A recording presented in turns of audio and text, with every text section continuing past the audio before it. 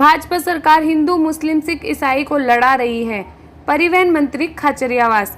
नमस्कार, आप देख रहे हैं देश का उभरता हुआ चैनल जनता जागरण में आपके साथ नगमा। इस खास ब्रेकिंग न्यूज में राजधानी जयपुर शहर के विद्याधर नगर विधानसभा क्षेत्र के ग्रेटर वार्ड संख्या 30 में ईद के मौके पर शुक्रवार देर रात राजस्थान परिवहन मंत्री प्रताप सिंह खाचरियावास ने ईद के मौके पर पार्षद शरीफ मनियार के निवास पर पहुंचकर ईद की सभी को बधाई दी।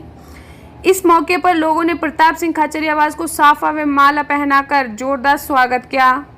आपको बता दें कि जैसे ही परिवहन मंत्री प्रताप सिंह खाचरियावास की झोटवाड़ा में आने की लोगों को सूचना मिली तो लोग दूर दूर से आकर परिवहन मंत्री का स्वागत किया। इस मौके पर लोगों को संबोधित करते हुए प्रताप सिंह खाचरियावास ने कहा कि यह समय राजनीति प्रतिस्पर्धा का, एक दूसरे पर पॉलिटिकल वार करने का और एक दूसरे को नीचे दिखाने का नहीं है। उन्होंने कहा कि लोगों को इन सब से कोई मतलब नहीं है कि कांग्रेस कितने आरोप लगा रही है और भाजपा कितना आरोप लगा रही है। ये समय ये देखने का है कि केंद्र सरकार कितने अच्छे काम कर सकती है, और कहा कि इस समय केंद्र और राज्य सरकार में जो टकराव की स्थिति पैदा हुई है उसके लिए केंद्र सरकार जिम्मेदार है। केंद्र सरकार देश की सरकार है, सिर्फ बीजेपी की सरकार नहीं, लेकिन बीजेपी के एजेंडे पर केंद्र सरकार का काम कर रही है। केंद्र सरकार को बीजेपी का एजेंडा छोड़कर भारत के एजेंडे पर काम करना चाहिए। पेट्रोल डीजल के दाम पर केंद्र सरकार ने लगाई आग। उन्होंने कहा कि बीजेपी ने घोषणा पत्र में जो वादे किए थे, केंद्र सरकार उसके उल्टा काम कर रही है। पेट्रोल और डीजल के दाम में आग लगी हुई है। पेट्रोल और डीजल के मूल्यों के सारे रिकॉर्ड तोड़ दिए हैं। एक्साइज ड्यूटी काफ़ी बढ़ा दी गई है, जिससे 5,000 करोड़ रुपए से ज़्यादा एकत्रित कर लिए गए और इसमें देश में महंगाई बढ़ी है। कहा है अमित शाह इस्तीफा दें। इसके बाद राज्यसभा में एक सांसद को राहुल गांधी वही बात बोल रहे हैं जो हिंदुस्तान की आवाम बोल रही है। बीजेपी संकट की घड़ी में फेल हो गई। लोग जिस प्राइम मिनिस्टर को सुपरमैन समझते थे, वो प्राइम मिनिस्टर कोरोना संकट में फेल हो गया। लोग मौत से जंग लड़ रहे थे और केंद्र की सरकार ऑक्सीजन मैनेजमेंट अपने हाथ में लेकर भी ऑक्सीजन पूरे देश को नहीं दे पाई। आप सरकार में आए, लेकिन बीजेपी को ये बात तो बतानी पड़ेगी किन वादों पर आप सरकार में आए। आपने कहा 15 लाख आएंगे, अच्छे दिन आएंगे, ना 15 लाख आए ना अच्छे दिन आए। नया काम शुरू हो गया, जासूसी शुरू हो गई।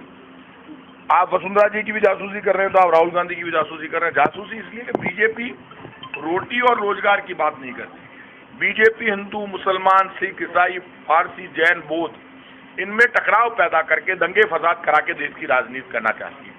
जिनकी नीति और नियत में खोट हो, जो रोटी और रोजगार की बात नहीं करते, जो विकास की बात नहीं करते, जो लोगों को भूखे मरते हुए देखकर जिनकी आंख में पानी नहीं आता, ऐसे बीजेपी के लोगों से देश का भरोसा टूट गया है। चाहे बीजेपी कुछ भी कर ले, देश जवाब मांग रहा है। अब हिंदू, मुसलमान, सिख, ईसाई, फारसी, जैन, बौद्ध, हर धर्म का व्यक्ति मंदिर, मस्जिद, गिरजाघर, गुरुद्वारे, सबसे एक ही आवाज आ रही है कि बीजेपी का झूठ, फरेब और धोखा नहीं चलेगा।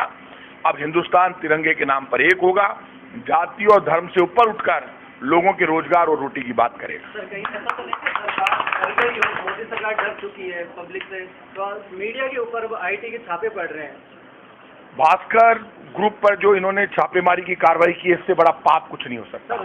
समाज के दर्पण के रूप में भास्कर अच्छा काम कर रहा था, अच्छी सेवा कर रहा था। इसके बावजूद आपने जिस तरह से कार्रवाई की पूरे देश में भास्कर समूह के सारे संस्थानों पर, उससे स्पष्ट हो गया है कि समाज के दर्पण मीडिया के खिलाफ भी, अखबारों के खिलाफ भी बीजेपी तानाशाही और जुल्म करके उनकी आवाज को बंद करना चाहती है।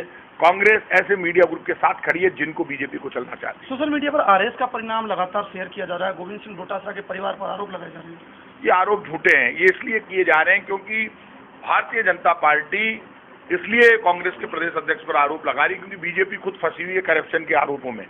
इसका तो कोई मकसद ही नहीं है। आरपीएससी से बड़ी कोई संस्था नहीं है और 80 से ज्यादा नंबर तो बहुत लोगों के आते रहे हैं। महंगाई जबरदस्त है और महंगाई का जवाब देने के लिए कांग्रेस सड़कों पर उतरी है। महंगाई मुद्दा है आम आदमी का, हिंदुस्तान का, पूरे आवाम का। इसलिए हम लड़ रहे हैं जनता के मुद्दों पर, जनता की आवाज पर, जनता के दर्द को दूर करने के लिए कांग्रेस सड़कों पर लड़ती रहेगी।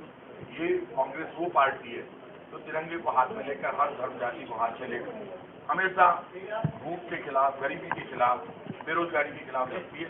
कांग्रेस पूरे देश में लड़ेगी, बीजेपी के जुल्म को स्वीकार नहीं करेगी।